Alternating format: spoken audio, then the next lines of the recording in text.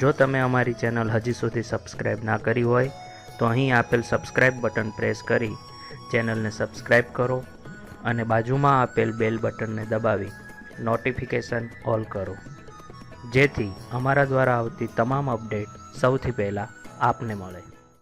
વિદ્યાર્થી મિત્રો, નવા પ્રકરણ તરફ આગળ વધીએ.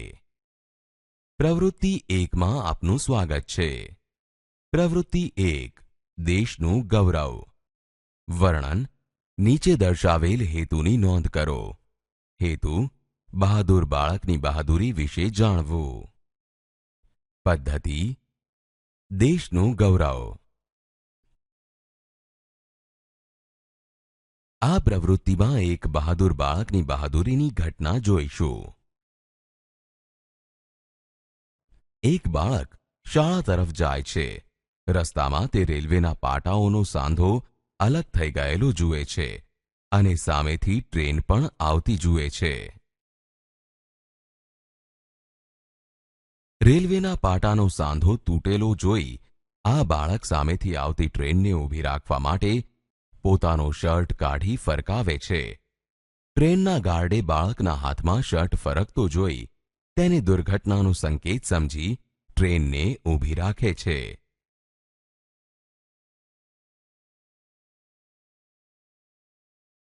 ગાર્ડે બાળકને પૂછ્યું કે કેમ ટ્રેન ઊભી રખાવી, તો બાળકે રેલવેના પાટાનો સાંધો તૂટેલો બતાવ્યો અને અકસ્માત ન થાય તે માટે શર્ટ ફરકાવી ટ્રેન ઊભી રખાવી. આમ બાળકે ટ્રેન અકસ્માત થતો અટકાવ્યો, તેથી ગાર્ડે બાળકને શાબાશી આપી. તેના આવા બહાદુરી ભર્યા કામ માટે તેને એવોર્ડથી સન્માનિત કરવામાં આવ્યો.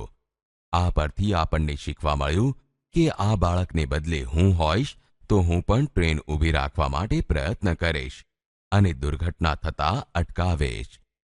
વિદ્યાર્થી મિત્રો, હવે આપણે નિર્ણય લઈશું. આ પ્રવૃત્તિમાંથી આપણને શીખ મળે છે કે આવી દુર્ઘટના થતા અટકાવવી એ આપણી પ્રાથમિક ફરજ છે. વિદ્યાર્થી મિત્રો, બીજી પ્રવૃત્તિમાં સ્વાગત છે. પ્રવૃત્તિ 2, શહીદ વીર. વર્ણન: નીચે દર્શાવેલ હેતુની નોંધ કરો.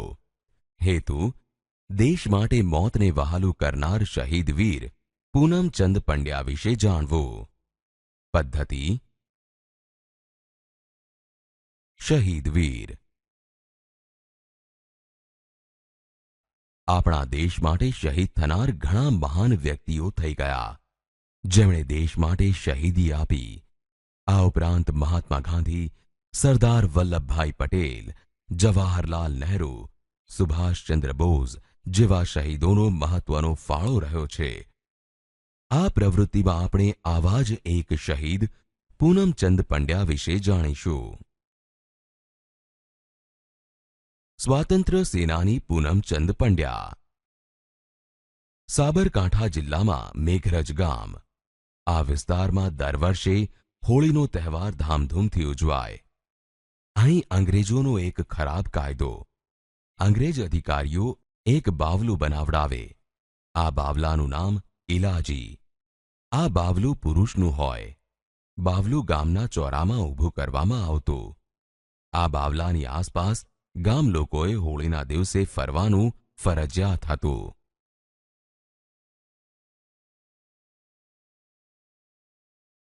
અંગ્રેજોની ગુલામી જેવા કાયદાનો ભંગ.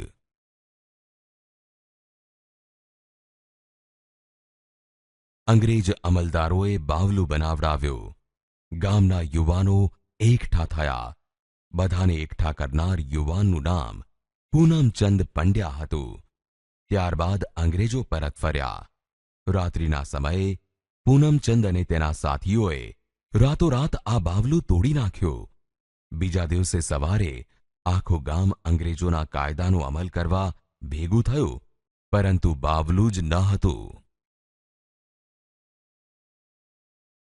અધિકારીઓએ તપાસ કરી. પૂનમચંદ પંડ્યાએ ગુનો સ્વીકાર્યો. અદાલતમાં કેસ ચાલ્યો. પૂનમચંદને સજા થઈ. અંગ્રેજોની ગુલામી જેવો આ કાયદો દૂર થયો. પૂનમચંદે વિદેશી સરકાર સામે અસહકારની લડતમાં ભાગ લીધો. દેશને આઝાદ કરવા પૂનમચંદે અનેક વખત જેલની સજા ભોગવી. આ શહીદની યાદ અપાવતું સ્મારક આજે પણ મેઘરજની શ્રી પીસીએન હાઈસ્કૂલમાં જોવા મળે છે. આ શહીદનું નામ અમર રહે તે માટે સ્વાતંત્ર્ય સેનાની પૂનમચંદ પંડ્યા માર્ગ પણ આ નગરમાં આવેલો છે. બાળકોએ કરેલ બહાદુરીભર્યા કાર્યો માટે મળતા વિવિધ સન્માનો. 16 વર્ષની ઉંમર સુધી બાળકોએ કરેલ બહાદુરીભર્યા કાર્યો માટે મળતા વિવિધ સન્માનો. નેશનલ બ્રેવરી એવોર્ડ 1957 થી, સંજય ચોપરા એવોર્ડ 1978 થી, ગીતા ચોપરા એવોર્ડ 1978 થી, ભારત એવોર્ડ 1987 થી, બાપુ ગયાધાની એવોર્ડ 1988 થી. તો બાળકો, હવે આપણે નિર્ણય લઈશું. આમ આપણા દેશ માટે શહીદ થનાર ઘણા મહાન વ્યક્તિઓ થઈ ગયા કે જેમણે દેશ માટે શહીદી આપી. ગામ, શહેર કે દેશ માટે મોતને વહાલું કરનાર શહીદ કહેવાય છે.